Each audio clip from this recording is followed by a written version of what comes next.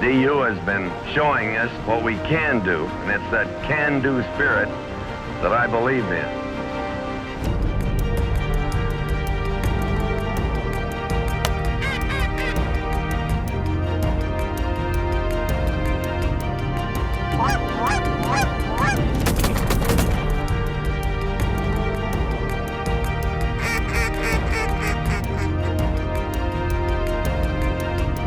Take it.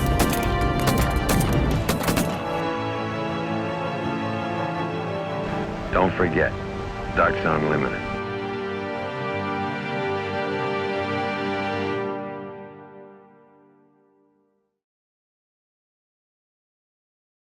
Hi everyone, and welcome to Ducks Unlimited Television. I'm your host, Ainsley Beeman. If every episode of DUTV has a theme, then this week's show could be called the Texas Scramble. We'll join Field Hudnall and DU Regional Vice President Sean DeCento as they hunt with DU supporters across 3 coastal venues, from Corpus Christi to Port O'Connor. We'll also look at exciting new programs to bring high school and college students into DU through chapters of their own.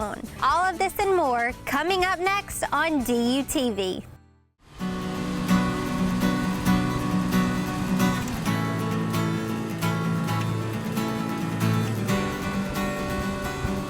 Once I found out all the locations that we're going to be going to travel for DUTV this year, I got to say I was probably the most excited about being able to go down to Texas and hunt with Sean. Sean and I have formed quite the relationship over the past year because he was a host on last year's show. When you travel to that many locations and you spend that much time with someone, you're either going to do one of 2 things. You're either going to love each other or you're going to hate each other. Luckily, we became great friends. It's always great hunting with Field. Field and I have been fortunate to share a lot of hunts together. I was around when his son was born, Knox. Very fortunate to be able to enroll him into Ducks Unlimited. He's been a DU member since the day he was born.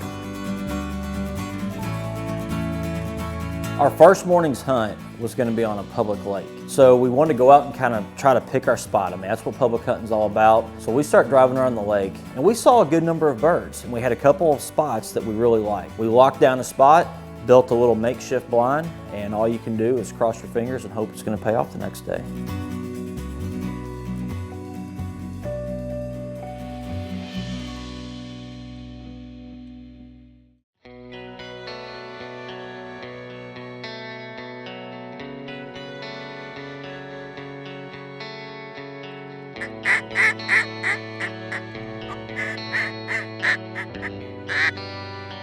On the first morning's hunt, we're going to be joined by Bob Locke and Jamie Corville. These 2 young individuals are actually leaders in their collegiate Ducks Unlimited chapter. You got Texas A&M and you got Lamar. These 2 chapters are always in the top, and they do a lot for the Ducks. And I'll tell you, when I met Bob and Jamie, you could tell they were ate up with duck hunting too.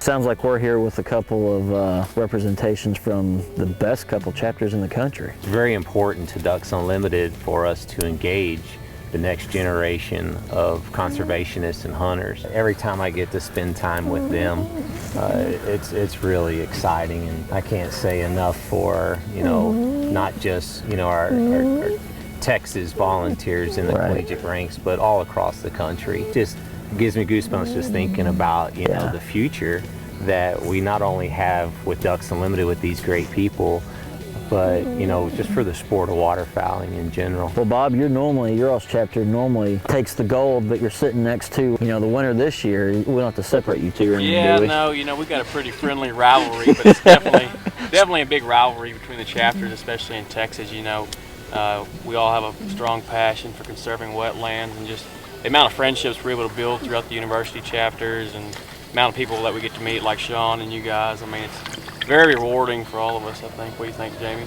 Yeah, I do too. But, I mean, we all always tell them, come and take it. But it's mostly if it stays in Texas, we're happy. We're Texans, and we take a lot of pride in what we do at all levels. And, we're very fortunate to be part of such a great team as DU as a whole. Yeah.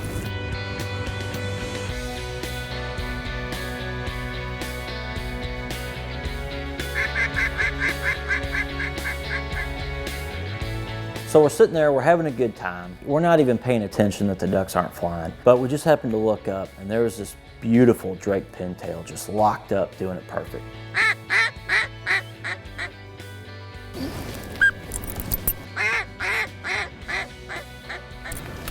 Take that pintail.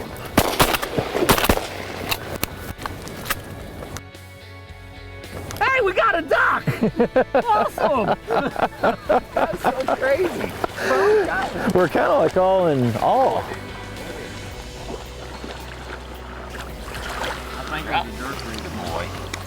Good boy.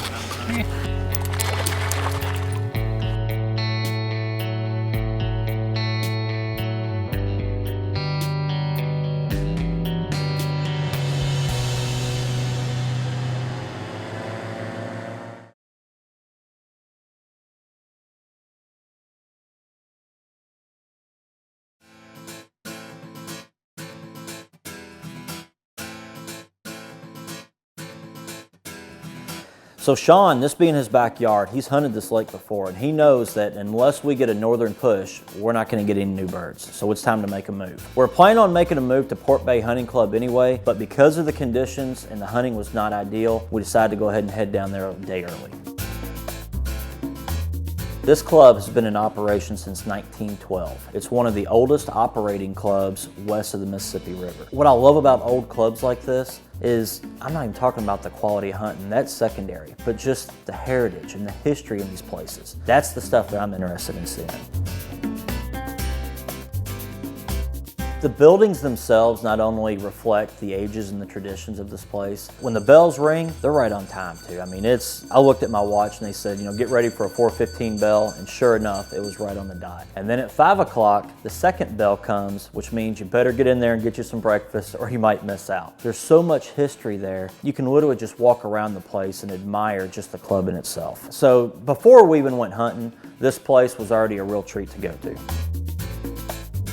The club when I first joined was an old gentleman's club. The thing that was really adequate was the hunting and the people who ran the hunting. Blinds were made out of bay leaf and they were woven so tightly that you had difficulty pushing the boat into the blind. The skiffs were made out of plywood. They really were put together like watches, and they'll haul you out. You used a 4-horse motor or you rode, and they come and pick you up. The wood decoys work just fine. In fact, the people that we bought them from at one time tried to get them back because of the fact that they were impervious to lead.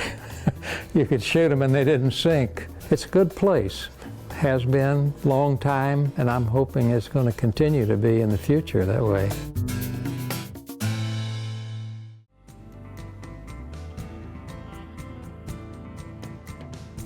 Have you ever asked yourself, what's the most important thing I can do for conservation? It might just be taking a kid hunting. Statistics show that most of us started hunting as youngsters with a close relative or friend taking us under his or her wing and teaching us how to be safe and successful in our outdoor pursuits. Hunters are North America's most active conservationists, funding wildlife programs through their license purchases and taxes on sporting equipment, and also through their contributions to groups like Ducks Unlimited. As hunters and as conservationists, we need to make sure that our kids are getting involved and prepared to continue this mission into the future. Developing that passion for the outdoors is key. So getting youth involved in hunting is good for the resource, but it's also good for the kids themselves. As hunters, we experience a unique connection with the natural world. But over the last few decades, fewer children have been getting outside and connecting to nature at all. This has led to an affliction that's been called nature deficit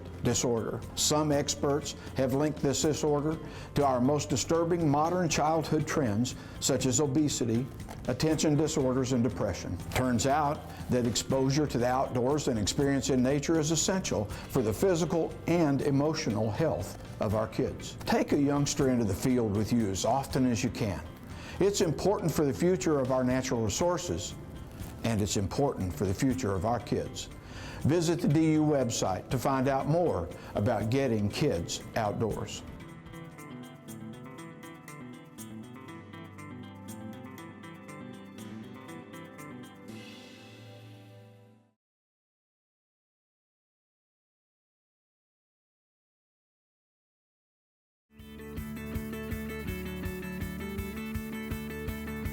Today I want to talk to you a little bit about our setup.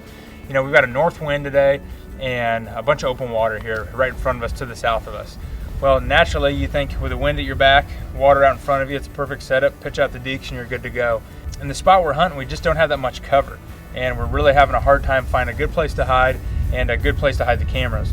So what we've decided to do with this north wind, and it's an afternoon hunt, so we're going to set up facing east and get ourselves in some shadows here that have been created on the north side of some trees. I'm sure a lot of you out there don't really care to wear gloves or a face mask, and I'm with you, but it's so important. When the sun's hitting you, you gotta cover your face, you gotta cover your hands. To call ducks effectively, you've gotta watch the ducks and you gotta read them. So naturally, your face is pointed towards the ducks, your hands right here blowing a duck call, you gotta conceal it. Just a simple face mask, even just a turkey hunting face mask and some simple gloves, I promise will help drastically when you're watching ducks and calling at ducks. Next time you find yourself in this position where the setup for the birds to come directly square in your face just isn't going to work, think about a side shoot. You know, in the morning you'd be facing west with a north wind. Those birds are going to be coming in from the left to right. If it's an afternoon hunt with a north wind, you'd be facing east. Hide in the shadows, hide the camera lenses, and I promise you, you're going to put more ducks on the ground.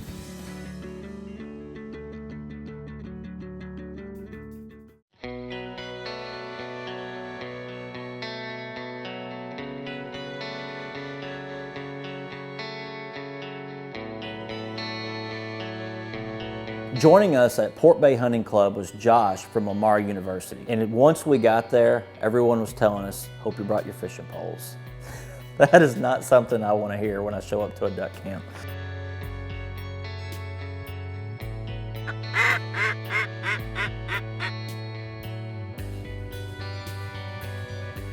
Everyone at Port Bay Hunting Club was busting their tail to try to put us on ducks, but you know, it just wasn't happening. So Sean, he starts hitting the pavement. He gets on the phone and just starts calling everyone that he knows. He finds a contact in Port O'Connor. We put out some calls to Mr. John now with Silver Eagle Distributors. He said, anything for Ducks Unlimited, you come up to our place, we'll make it happen. James Prince, he was phenomenal. Everybody was working together as a team. Classic Ducks Unlimited action.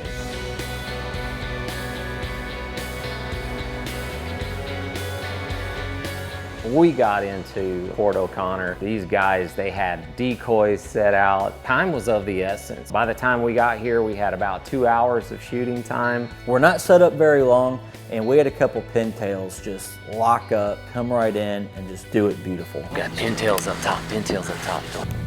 Right up front. Take them.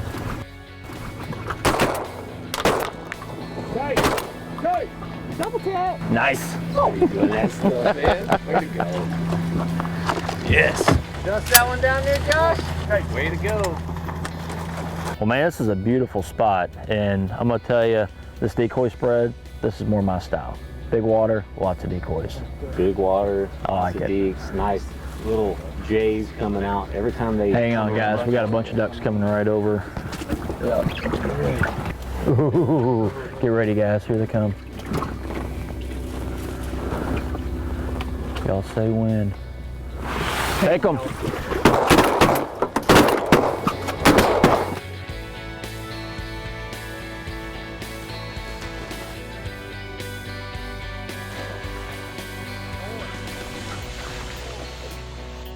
I think there's some truth too when they say 3 times the charm. How lucky were we? I mean, they came in, each one of us got our 2 birds. That was just awesome. Yeah, no, that was absolutely beautiful. I can see why you love living in Texas now, all of you. After everybody had their limit of redheads, it was amazing just watching them all come in. As the sun started to set, I mean, you could see the silhouettes of the ducks coming through in their wings. You could hear, you know, them ripping the wind.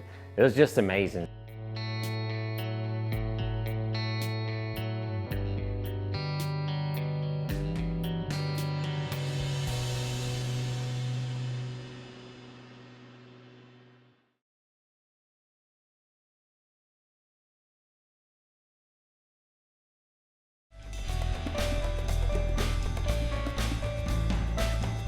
I want to talk today a little bit about taking new shooters hunting. You know, I've had a chance, you know, I do clinics, I've taught my own kids how to shoot and hunt. There's a few things that are really important, especially with kids, but really with anyone. You obviously always want to keep it fun. I made sure my kids shot a lot before we ever started. We shot once a week all through the summer. And we didn't go to a gun club. We just took a trap out to a local wildlife area where we were allowed to shoot. Maybe a box of shells every time. After that, kids will start to lose their focus. They'll start to feel a little beat up. I want to keep it fresh and fun the whole time. Now, I just throw them a simple going away target. Made sure that they knew where to hold their feet, how to keep their feet not too much wider than their shoulders. We started out with a high gun just so they could have some success and hit some birds. And then as they mastered that, I never let them shoot with a high gun again. I made sure we brought the gun down and practiced just a basic gun mount, or even just getting the gun up in time to make a shot, because that is the hardest thing for a lot of new people, is seeing the bird come in, getting ready, making the shot in time. And unless you practice that, and especially with kids, you want to teach them, they're short, you want to teach them to get their arm, push the gun out so they don't tangle that butt up in their coat. Even if it's not a perfect gun mount, just something that's quick enough, timely enough to get them on the bird so they don't get the frustration of having the bird get in, trying to get ready, trying to find the safety, all of those things, and make the shot before the bird is gone. We never shot more than about a box of shells at a time, but over the course of the summer, that really added up, and it made it a lot easier for them to hit ducks on the wing. And hunting is fun, but hunting when you hit what you're shooting at is a lot more fun. So take a kid hunting. It's worth every bit of the time you put into it. Young people are our greatest resource. This has been Duck Gun on DUTV.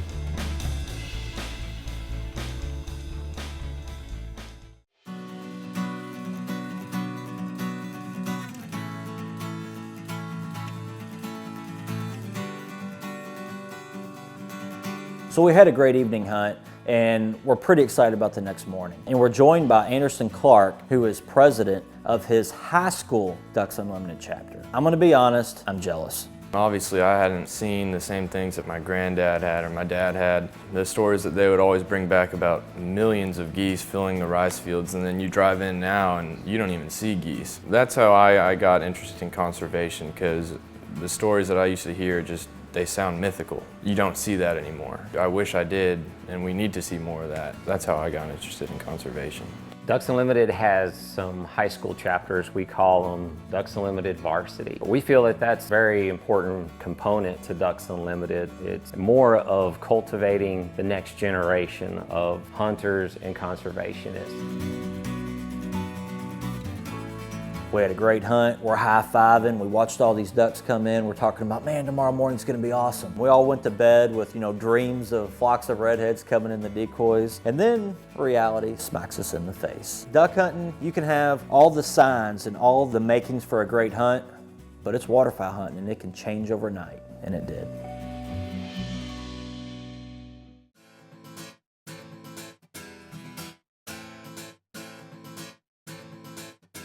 It's the last afternoon. We didn't hardly see any ducks that first morning. We're sitting there thinking, all right, this is it. It's gonna happen. It's gotta happen now.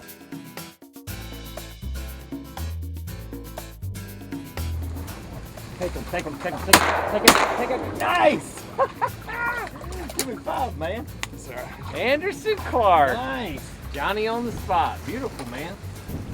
I went out in the decoys as quick as possible to get it because we didn't have a dog with us at this time. So I'm sitting here thinking, all right, he's already shot his redhead. He's part of the group now, which means it's time for initiation. You gotta be kidding me.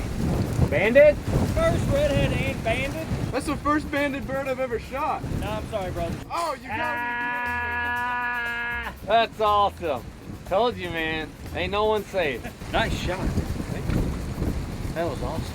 I actually felt a little bad about it, but hey, that's what waterfowl hunting's all about. Tricks and gags on buddies, right? Take a look. This is already off to a better Dude, start, this isn't is it? already a great start. Yeah. He's absolutely right. I think they need to call this the afternoon hole. Absolutely. It seems like they're much better in the afternoon for some reason, which totally contradicts waterfowling. Yeah. So look at that sprig and the one in your left hand. Yeah, wow. Man. Way to pick out the drakes, boys. How about that? Hold them up one time. This is my favorite part. The sprig is awesome. Mm-hmm. Look at that. Oh, yeah. Woo. Their cape.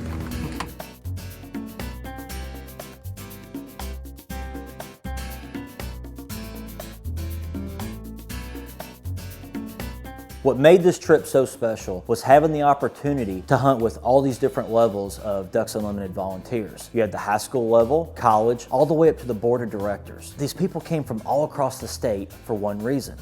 They're all very passionate about Ducks Unlimited, waterfowl, and wetland conservation.